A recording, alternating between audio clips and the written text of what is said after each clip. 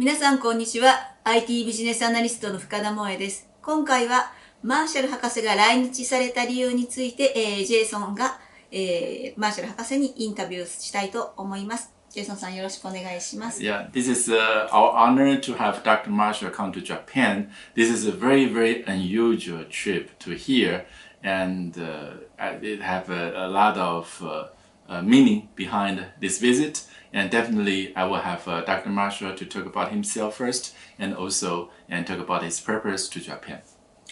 Well, I retired from the federal government after 40 years of service in a number of very senior executive positions within the United States government, to include the Department of Homeland Security, the Department of Commerce, the Department of Defense, the National Security Agency, and indeed the White House, among others.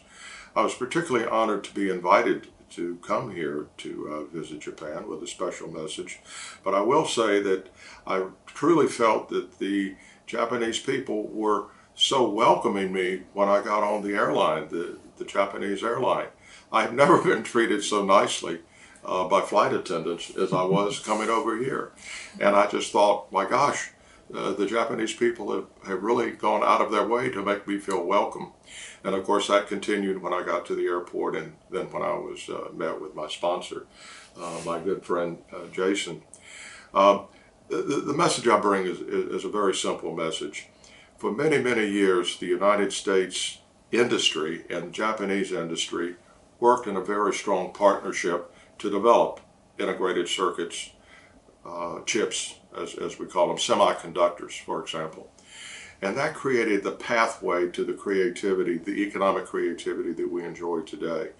The iPhones, of course, would not be possible without the integrated circuits.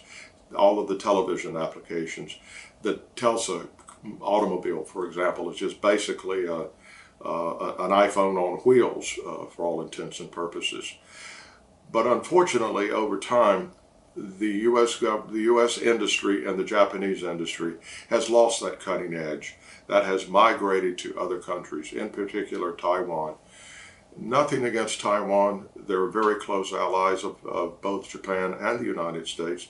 The problem is all of the technology, all of the advanced technology that millions of dollars has been spent developing, all of the manufacturing technology and techniques that have spent time and money to develop have been migrated, and I'm being polite when I say that. In actuality, it's been stolen by the Chinese government. And by the fact that they have stolen all of this technology, they don't have to pay R&D costs. They don't have to pay production costs because they've stolen all of that technology. So they can basically make these integrated circuits, semiconductors, at an extremely low price because they don't have any early investment. Now, economically, what does that mean? That means they can sell those integrated circuits on the world market cheaper than anyone else. And as a result of that, a number of companies, both in Japan and the United States, have had to close their doors. That has resulted in a loss of jobs for the oncoming generation. That has resulted in a loss of economic activity that would be beneficial to Japan as well as the United States. Now, the ultimate outcome is when we lose control of those sources, it results in a disrupted supply line. And we're all experiencing that disrupted supply line. China now can determine which chips they sell and to whom they sell them and for what price. It's a monopoly market. So some of the adverse impacts we are experiencing today is the fact that in Germany, they can no longer produce their more advanced automobiles. Mercedes-Benz is having to shut down many of their supply lines. Ford Motor Company in the United States, Cadillac, General Motors in the United States is having to do the same thing. And Tesla, who designs and manufactures many of their own chips, all of that has been outsourced to Taiwan, and now it's been migrated, because it's been stolen, by the Chinese government. So we're leaving our economic future to an authoritarian regime who wants to create a monopoly to downplay all of our economic activity and control our lives and our destiny. We cannot afford to let that continue to happen. A lot of people say, and Taiwan is very important ally to Japan, especially Japanese government have so long have advocates to strengthen the Taiwan-Japan relationship. And most consensus is Taiwan is fighting against the Communist Party. And if helping Taiwan is fighting against China. And also today, Taiwan TSMC built a new factory in Arizona. And I saw the headline news from the majority Japanese TV reports talk about the TSMC now stand up fighting against China. But in reality, and probably Dr. Marshall has mentioned those chips, actually they are produced by TSMC. Maybe have your opinion talk about the TSMC and the China relationship. Well, I don't want to say anything completely adverse about KMC. However, other than to observe that it seems quite unusual and quite difficult to explain how that manufacturing technology and the R&D that's been provided to them has all of a sudden wound up in China. Now, was this an arm's length transaction? Did the Chinese buy the technology? No. The record clearly reflects that that information technology has been stolen. There's no polite way to say it other than that. And especially when people talk about those critical and components and technologies, and for Japanese current policy is try to transfer or try to support Taiwan for those advanced technologies. Maybe Dr. Marshall can talk about the recent DoD conclusion about the U.S. government attitude about Taiwan. Well, before I mention that, I do want to add one other nuance. It's one thing to say the Chinese have stolen the technology. It's another thing to demonstrate that, in fact, they have. Now, let me explain very carefully how that occurs. When technology is developed in this particular sector, the source coders always put in what we call a rabbit or some type of indication of what they designed.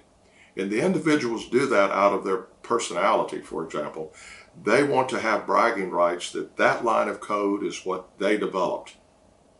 And so all we have to do is look at the integrated circuits that the Chinese are producing, and we see evidence of that source code. We see evidence of those marks that have been left by the designers. And I can think of no better example than the helmet design associated with the F-35. My good friend Jason developed that technology, and he left his own trademark in that source code. And so when the Chinese took it, they tried to explain, well, no, it just happened to be there. Well, it didn't just happen to be there. It was put there on purpose so you could trace the ownership of that technology. So when I say the Chinese have stolen it, we can demonstrate very clearly they've stolen it. This has created a conundrum, a real problem for past and current administrations in the United States. Unfortunately, the Obama administration was focusing on other activities and kind of ignored this onslaught of the Chinese takeover. Trump was more interested in trade wars, trying to hold them back and making compromise deals along the way. The Biden administration has been so involved in earlier activities that only recently the Secretary of Commerce last week, in a special presentation to the students and faculty at the Massachusetts Information Technology, explained how the U.S. government is becoming increasingly concerned about the relationship between Taiwan and China, and the fact that China seems to have taken control of the integrated circuit market, and that we need to correct that imbalance. She outlined 3 steps, and I certainly support those 3 steps. Step number 1 is to improve the educational and employment opportunities for technical students in the United States.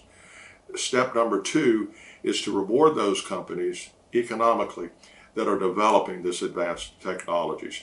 Make it comfortable for them to have production facilities in the United States as well as production facilities in allies, specifically Japan.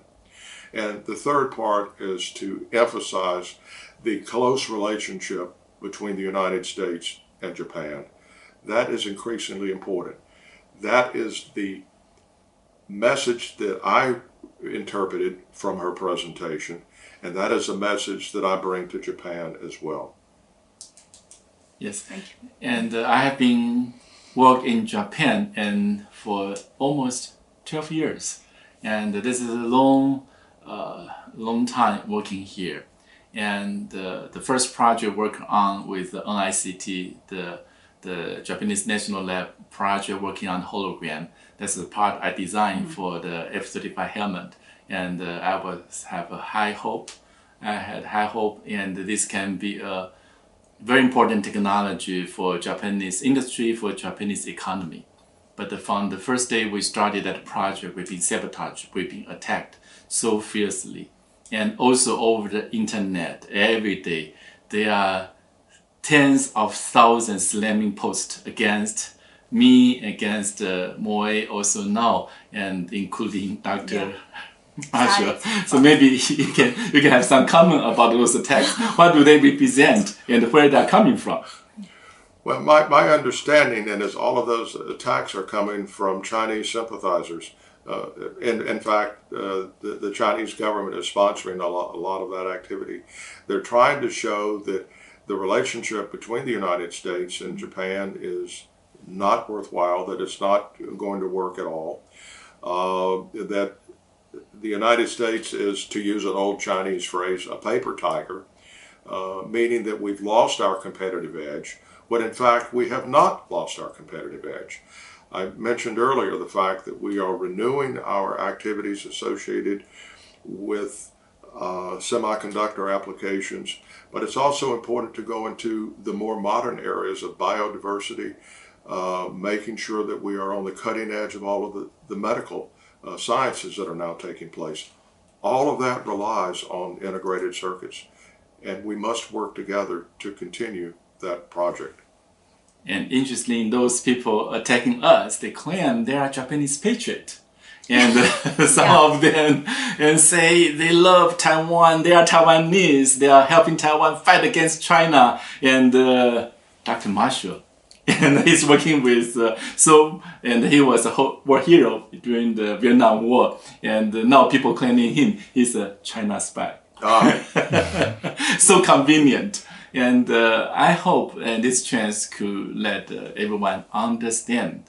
Those people making attacks, they have no faces. They have no names. They have no guts to show themselves. We are here making video. We show our face. We show our true name. We tell everyone the truth. But they are hiding behind. They are so happy. They disclose our privacies, home addresses, every daily details, which hotel we stay, and try to make a story looks like we are criminals. We are making terrible threats to the Japanese people, and also we are making threats and to Taiwan, the Taiwanese people. In the end, it's nothing our purpose. I think Dr. Marshall understands our work.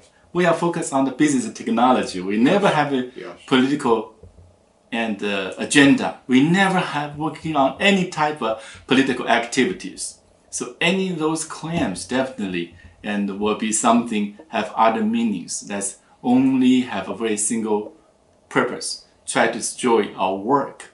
And that our work is to help Japan receive better technology, to have Japan, US working close together. If Japan, US working together, who will be penalized? Definitely China. So those people attacking us, what's their purpose? They are helping China.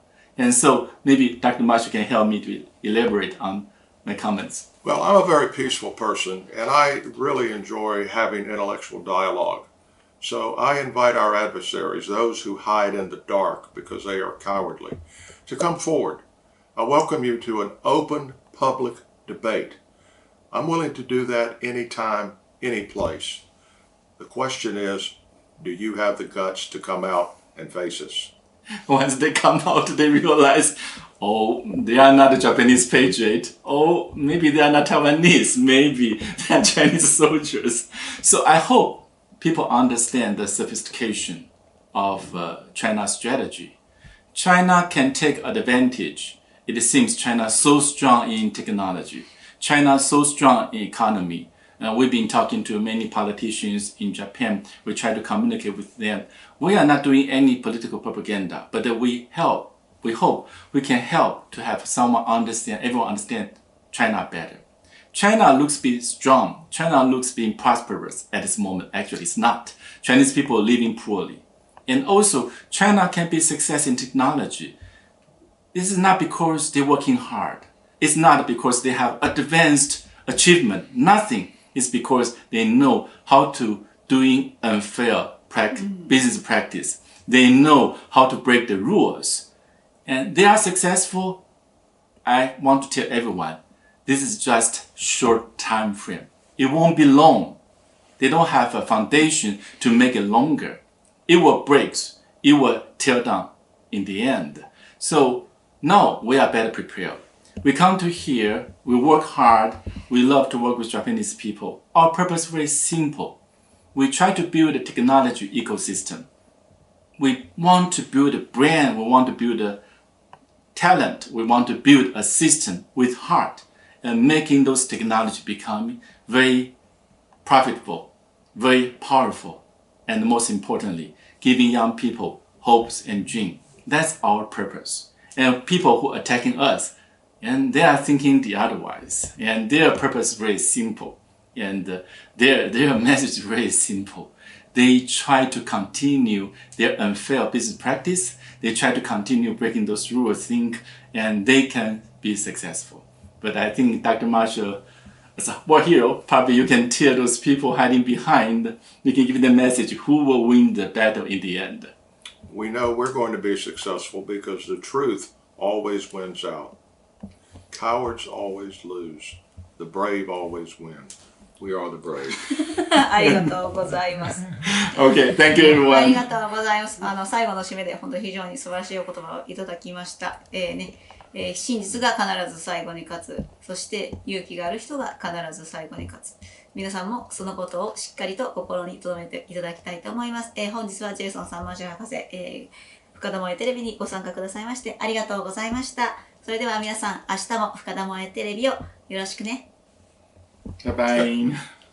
Good evening.